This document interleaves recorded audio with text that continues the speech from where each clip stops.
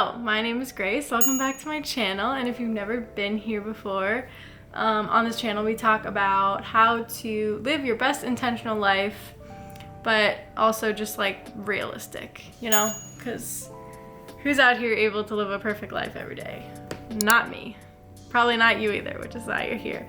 But anyways, today is the first official day that I am going to be like embarking on my minimalism journey. So in a previous video, I talked about why I want to start my minimalism journey. And yeah, we're just gonna take it slow because honestly, minimalism is and can be very overwhelming. So if you just kind of are like, okay, I'm just gonna like now donate half of my clothes or sell whatever, blah, blah, blah.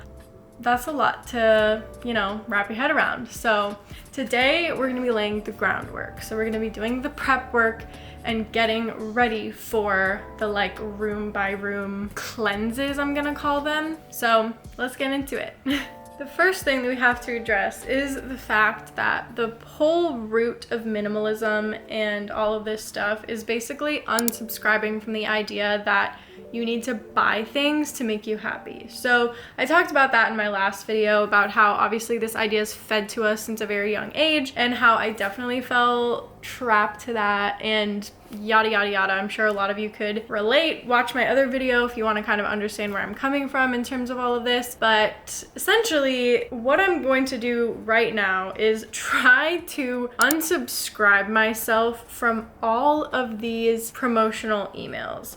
So usually every single day I kind of just like go through my emails and clear them all out because I hate having extra notifications and stuff. But I know other people that don't do that and they have about 1,000 email notifications just sitting in their thing. And first of all, I don't know how you do that. Second of all, it does get kind of annoying to have to delete these emails every single day. And also, although I've been having better willpower, it's not always perfect. And sometimes I see an email that catches my eye and I'm just like, oh, do I need to buy this?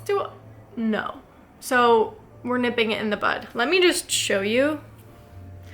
I have not been deleting my promotional emails for only 3 days. 3 days. And how many do we have? That's just 3 days worth of stuff.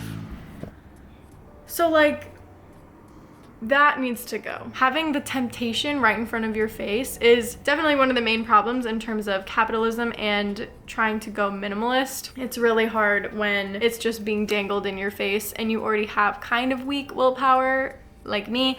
So yeah, let's get rid of all that. Also, if you don't get to doing all of these like in one day, just as they come up, unsubscribe, report spam. Like every single time that it comes up, just get them out of there.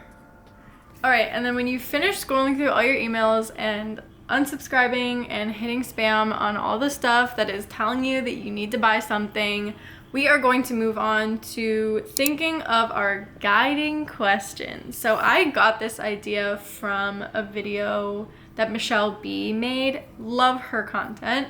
It's top tier in terms of realistic organization and motivation stuff. Highly recommend. But basically she did a video about like decluttering and stuff, and she was talking about guiding questions, and I figured that this would be really helpful in terms of minimalism because minimalism is a pretty intense thing. So getting rid of like all your stuff is obviously unrealistic, but also making sure that you keep the things that you're actually going to use and, you know, find benefit from.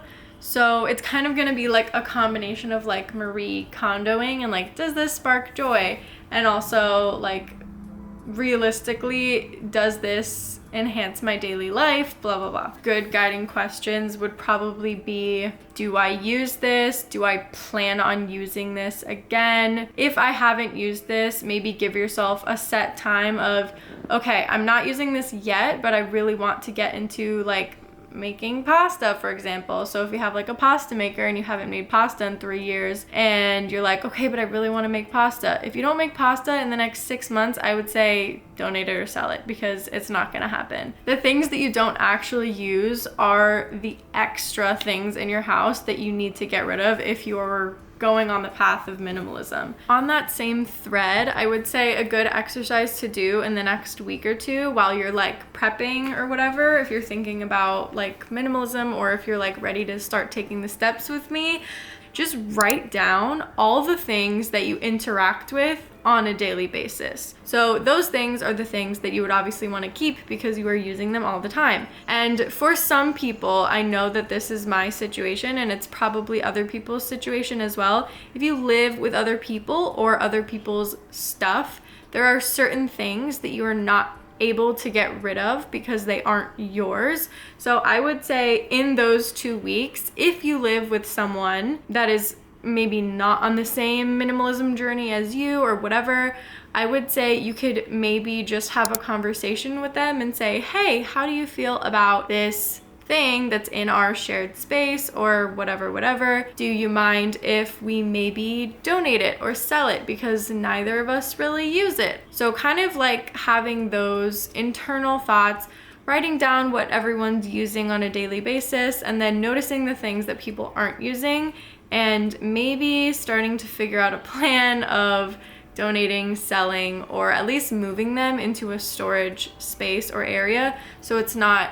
cluttering up your immediate space. Because I feel like at the end of the day, the goal with minimalism is reducing visual clutter, and also, again, trying to unsubscribe from the idea that you need to buy things to make you happy. So being happier with less things, because the less things that you have, the less weight I feel like is on your heart and soul. Other than that, I would say honestly, the next thing that you would want to do is kind of just make a list of all the spaces that you're going to be going through, and setting up a day where you're going to be tackling the bedroom or the kitchen or the living room or whatever, or even setting up several days where you're going to be focusing on each thing, or even like theme a week around it, because sometimes getting rid of your items can be very overwhelming. There can be a lot of emotions attached to this.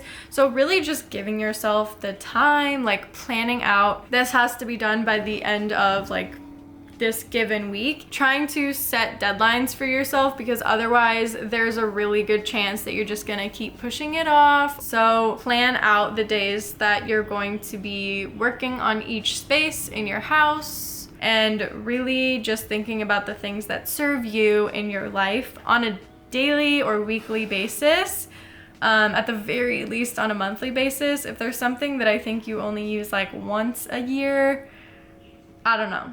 Definitely think about those things. Maybe take the time to reflect, journal about it, maybe see like how you want your house to feel after you're done, and you know, just be easy on yourself. If you need more inspiration, maybe watch my other video. I know I've said that 70 times.